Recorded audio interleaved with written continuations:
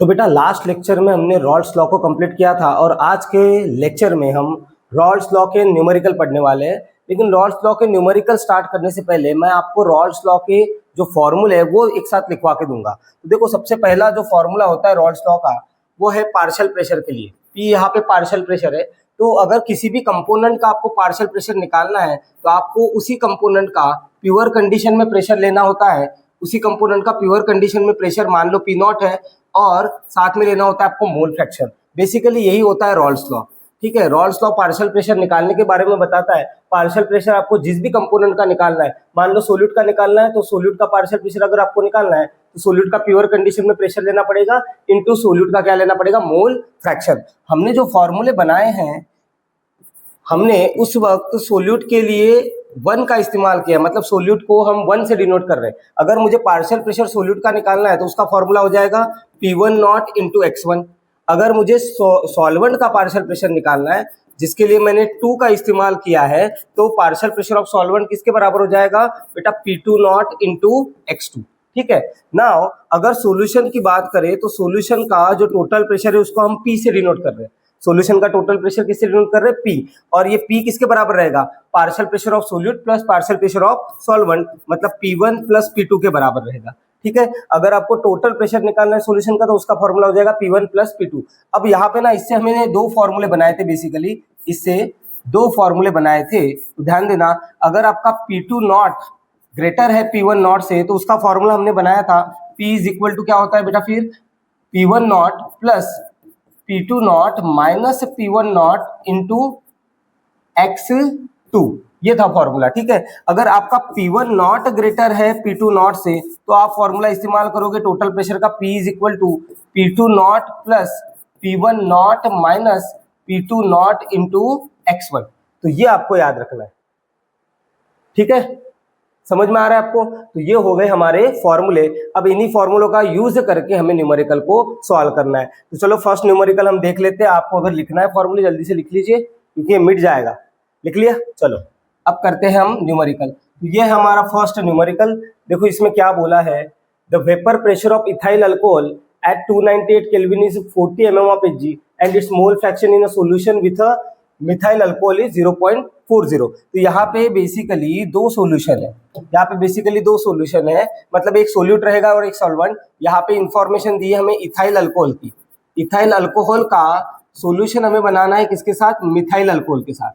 Methyl alcohol के साथ ethyl alcohol और मिथाइल अल्कोहल को मिला दोगे तब जाके आपका बनेगा क्या, एक सॉल्यूशन। अब इंफॉर्मेशन क्या है हमें, vapour pressure of ethyl alcohol. बेटा ये जो इथाइल अल्कोहल है इसका वेपर प्रेशर गिवन है, तो केवल इथाइल अल्कोहल का गिवन है, इसका मतलब ये हो जाएगा हमारा प्योर कंडीशन में वेपर प्रेशर। और इसको हम सोल्यूट मान के चलते हैं और इसको हम सॉल्वेंट मान के चलते हैं। तो इथाइल अल्कोहल का हमें वेपर प्रेशर दिया, देखो क्या बोला है, vapour pressure of ethyl alcohol कितना है, 40, वो भी प्योर इथाइल अल्कोहल का है तो इसको हम बोल देंगे P1 नॉट, और P1 नॉट हो जाएगा हमारा 40 mm of Hg। ये P1 नॉट हमें गिवन है। एट द सेम क्या बोला है, it's mole fraction. It's mole fraction मतलब इथाइल अल्कोहल के ही mole fraction. It's mole fraction in a solution with methyl alcohol is 0.40। तो इसी के मोल फ्रैक्शन भी हमें गिवन है, मतलब हमें x1 गिवन है 0.40। नाउ निकालना क्या है, what is it's vapour pressure. ये जो इट्स वर्ड आया है ये इथाइल अल्कोहल के लिए आया है। What is vapour pressure of ethyl alcohol in a solution, मतलब आपको इसका वेपर प्रेशर सॉल्यूशन में निकालना है। तो सॉल्यूशन तो बेटा सोल्यूट और सॉल्वेंट से मिलके बनता है, वो तो प्योर नहीं रहेगा, मतलब आपको पार्शियल प्रेशर बेसिकली निकालना है, आपको P1 निकालना है। तो आपको इथाइल अल्कोहल का प्योर कंडीशन में वेपर प्रेशर गिवन है, इथाइल अल्कोहल का मोल फ्रैक्शन गिवन है और इथाइल अल्कोहल का पार्शियल प्रेशर निकालना है। तो बहुत ही सिंपल हो गया ये तो। देखो P1 निकालने का फॉर्मूला होता है P1 नॉट इंटू x1, ये फॉर्मूला होता है बेसिक। P1 निकालने का फॉर्मूला क्या है, P1 नॉट इंटू x1। तो हमें P1 नॉट यहाँ पे दिया है कितना, 40 mm of Hg, और x1 भी हमें गिवन है कितना, 0.40। अगर आप इनका मल्टीप्लाई कर दोगे तो 4 4 आ जाएगा 16 और ये एक 0, तो पॉइंट के बाद एक नंबर, तो यहाँ पे 16.0 मतलब कितना आ जाएगा, 16 mm of Hg। यह आ जाएगा आपका प्रेशर किसका, इथाइल अल्कोहल का। सिंपल है न्यूमेरिकल, बहुत ही सिंपल। ठीक है, हाँ अब करेंगे नेक्स्ट। देखो नेक्स्ट न्यूमेरिकल में आप जरा गौर करना और पढ़ना, इसको वीडियो को पॉज करके अच्छे से एक बार पढ़ लेना। ठीक है, ताकि एक अंडरस्टैंडिंग बने। मैं यहाँ पे फिर से पढ़ रहा हूँ, a mixture of benzene and toluene. बेटा बेंजीन और टोलुइन से बनाया हुआ मिक्सचर है। ओके, तो हमारे पास दो कंपोनेंट है बेसिकली, एक है टोलुइन और दूसरा है हमारे पास बेंजीन। बेंजीन और टोलुइन से मिलके यहाँ पे क्या बन रहा है, एक सॉल्यूशन बन रहा है। जनरली देखो, जनरली जो बेंजीन होता है वो सॉल्वेंट की तरह काम करता है, या ऑर्गेनिक सॉल्वेंट होता है, और ऑब्वियसली फिर जो टोलुइन है वो सोल्यूट की तरह काम करेगा। ठीक है, अब क्या बोला है, आगे पढ़ते हैं। A mixture of a benzene and toluene contain 30% by mass of toluene. ये जो सॉल्यूशन बना है इसमें टोलुइन का मास कितना है बोलते हैं 30%। मतलब आप इसको 30% बाय मास ले लोगे, ये 30% बाय मास है सॉल्यूशन के अंदर, तो बेटा सॉल्यूशन तो हमारा 100% रहेगा, ये तो 100% बाय मास रहेगा, या 100% क्या रहेगा, बाय मास। अगर ये 30% है, सॉल्यूशन 100% रहेगा, तो आपका बेंजीन कितना हो जाएगा, बेंजीन हो जाएगा 70% बाय मास, तभी जाके तो ये 100% होगा। वैसे भी law of conservation of mass क्या होता है, कंजर्वेटिव होता है। बेटा ये 30 और ये 70 लोगे तभी जाके ये क्या मिलेगा, 100 मिलेगा। इसका सेंस क्या निकलता है, इसका सेंस ये निकलता है कि आपका जो टोलुइन है, देखो टोलुइन सोल्यूट है, सोल्यूट के लिए मैं 1 लगा रहा हूँ और सॉल्वेंट के लिए मैं 2 लगा रहा हूँ। तो ये सोल्यूट का मास हमें गिवन है, बेसिकली हम डायरेक्टली सोल्यूट का मास ले सकते हैं कितना, 30 ग्राम, और हम चाहे तो डायरेक्टली क्या सॉल्वेंट का मास लिख सकते हैं, दैट इज W2 कितना, 70 ग्राम। तो कहीं ना कहीं ये मास ही गिवन है, 30 + 70 ये कितना बन जाएगा, 100। ठीक है, नाउ आगे पढ़ते हैं। अब क्या गिवन है, at 30 degree Celsius vapour pressure of pure toluene. Pure toluene का वेपर प्रेशर दिया है, तो बेटा प्योर कंडीशन में हम क्या लगा देते हैं, नॉट। तो प्योर कंडीशन में प्रेशर कितना है इसका, 36.7 mm of Hg, and that of a pure benzene is, और प्योर बेंजीन का भी वेपर प्रेशर हमें गिवन है, उसको हम P2 नॉट बोल देंगे। कितना गिवन है, 118.2 mm of Hg। Assuming the two liquids form ideal solution, calculate the total pressure and partial pressure of the each constituent above the solution। तो आपको सबका टोटल, इन दोनों का पार्शियल प्रेशर भी निकालना है और सॉल्यूशन का टोटल प्रेशर भी निकालना है। मतलब बेसिकली आपको P1 निकालना है, P2 भी निकालना है, और साथ में टोटल प्रेशर ऑफ सॉल्यूशन मतलब आपको P भी निकालना है। ये 3 चीजें निकालनी है। ठीक है, अब सुनना, सबसे पहले अगर मुझे P1 निकालना है, P1, तो P1 निकालने का फॉर्मूला होगा P1 नॉट इंटू x1। समझ में आ रहा है सबको। तो मेरे पास P1 नॉट है, ये देखो P1 नॉट कहाँ है, यहाँ पे है, लेकिन मेरे पास क्या नहीं है, मोल फ्रैक्शन नहीं है। x1 क्या होता है, x1 होता है मोल फ्रैक्शन ऑफ सोल्यूट, 1 हम सोल्यूट के लिए लगा रहे हैं, तो बेटा x1 मोल फ्रैक्शन निकालने का फॉर्मूला क्या होता है, number of mole of solute divide by क्या होगा, टोटल मोल। जिसके मोल फ्रैक्शन आपको निकालने हैं उसके मोल ऊपर और टोटल मोल नीचे। अब टोटल मोल का फॉर्मूला क्या होता है, टोटल मोल मतलब सोल्यूट के मोल प्लस सॉल्वेंट के मोल। मतलब जब तक मेरे पास सोल्यूट और सॉल्वेंट के मोल नहीं आएंगे तब तक मोल फ्रैक्शन नहीं निकलेगा, जब तक मोल फ्रैक्शन नहीं निकलेगा तब तक बेटा पार्शियल प्रेशर नहीं निकल सकता। मतलब मुझे पहले N1 और N2 की वैल्यू निकालनी पड़ेगी। अब देखो हमें तो पता है ना बेटा, N निकालने का फॉर्मूला क्या होता है, N का फॉर्मूला होता है वेट डिवाइड बाय मोलर मास, सबको ये पता है। N निकालने का फॉर्मूला होता है वेट डिवाइड बाय मोलर मास। तो वेट तो मेरे पास है, मेरे पास क्या नहीं है, मोलर मास। तो टोलुइन का मोलर मास नहीं है, तो ध्यान देना टोलुइन का स्ट्रक्चर ऐसा होता है, मैं यहाँ पे निकाल रहा हूँ, ये होता है टोलुइन। बेंजीन रिंग को अगर CH3 अटैच हो जाए तो उसको बोला जाता है टोलुइन, और इसका केमिकल फॉर्मूला जो होता है वो क्या बनेगा, देखो 1 2 3 4 5 कार्बन, और हर एक कार्बन के साथ एक हाइड्रोजन जुड़ेगा यहाँ पे, क्योंकि 3 ही बॉन्ड बने हुए हैं, और यहाँ पे 4 बॉन्ड बने हुए हैं तो 1 कार्बन। तो यहाँ पे कितने कार्बन हो गए, 1 2 3 4 5 6 और 7 कार्बन, और हाइड्रोजन कितने हुए गिन लो, 1 2 3 4 5 और 3 8। तो ये हो जाएगा टोलुइन का केमिकल फॉर्मूला। तो इस केमिकल फॉर्मूले से हम क्या निकाल सकते हैं, इसका मोलर मास निकाल सकते हैं, क्योंकि मुझे मोलर मास लगेगा। देखो मोल निकालने के लिए क्या चाहिए, वेट डिवाइड बाय मोलर मास। सबसे पहले इसका मोलर मास निकाल low molar mass of toluene.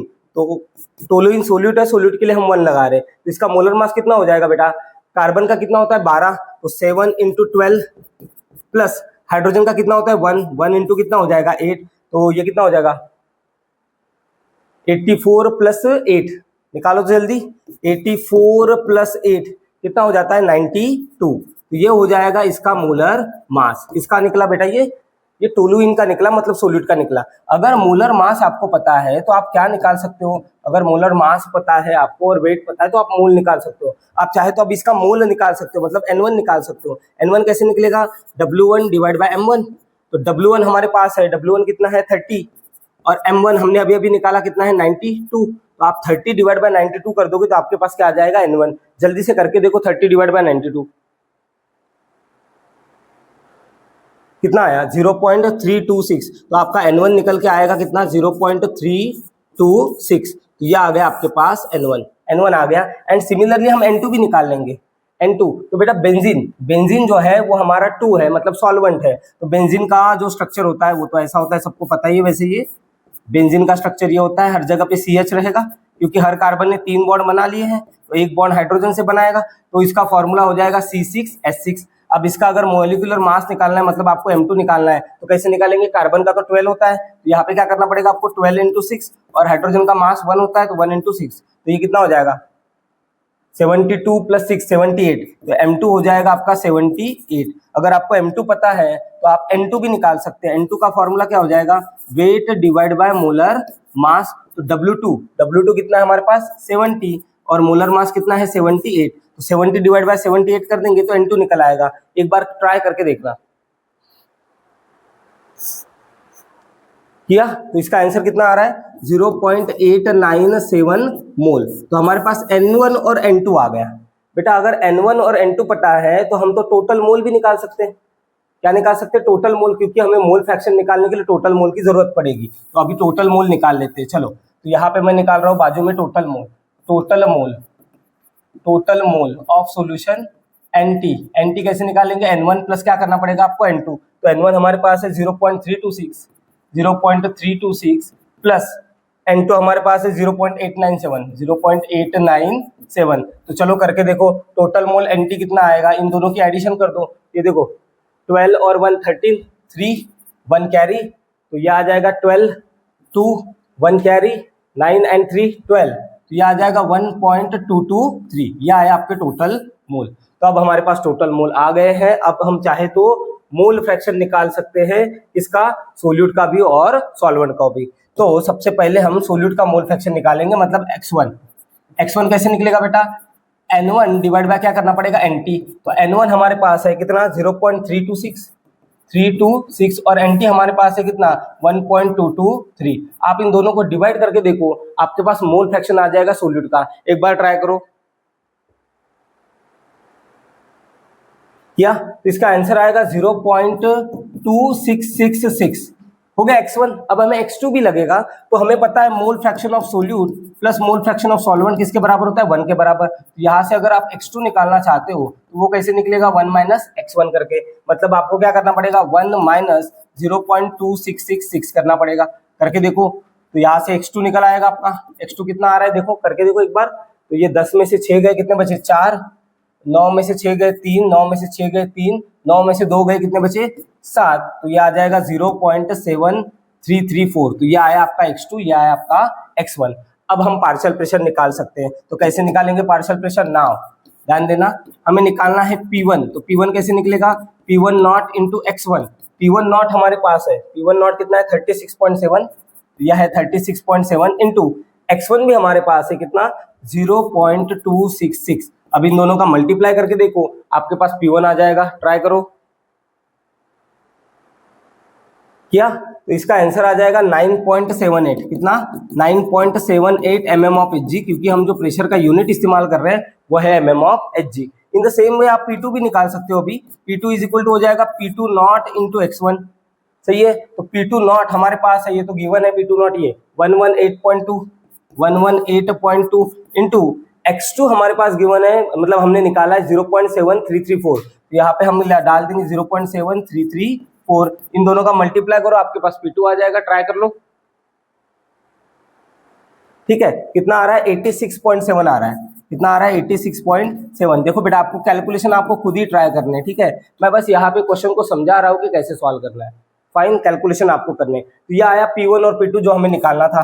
ये देखो, ये दो चीजें निकालनी थी, P1 और P2, और साथ में क्या निकालना है आपको? Total pressure. तो टोटल प्रेशर कैसे निकालोगे? नाउ टोटल प्रेशर क्या होता है बेटा सॉल्यूशन का?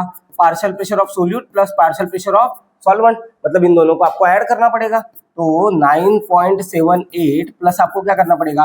86.7 करना पड़ेगा। तो करके देख लो, इन दोनों की एडिशन करो, तो आपके पास आ जाएगा टोटल प्रेशर। क्या करेंगे हम? 8 एडिशन अगर करनी है तो 7 7 14, 4 1 कैरी, और ये 16 6 1 कैरी, ये आ जाएगा 96.48 mm ऑफ Hg। ये हो गया आपका सॉल्यूशन का टोटल प्रेशर, जिसको हम P से डिनोट करते हैं। तो ये निकली हमारी थर्ड चीज। समझ में आया सबको? ठीक है, एक बार फिर से समझा देता हूं मैं, थोड़ा सा कॉम्प्लिकेटेड है क्वेश्चन। तो सबसे पहले हमें क्या निकालना था, पार्शियल प्रेशर निकालना था सोल्यूट का और पार्शियल प्रेशर निकालना था सॉल्वेंट का।